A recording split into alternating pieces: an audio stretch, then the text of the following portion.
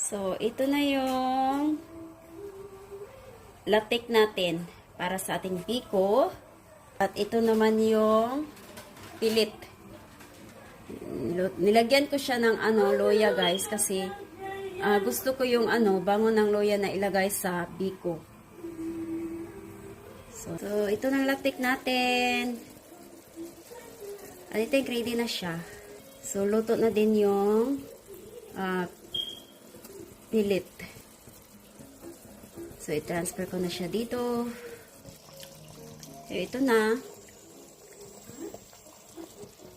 Ihalo na natin siya.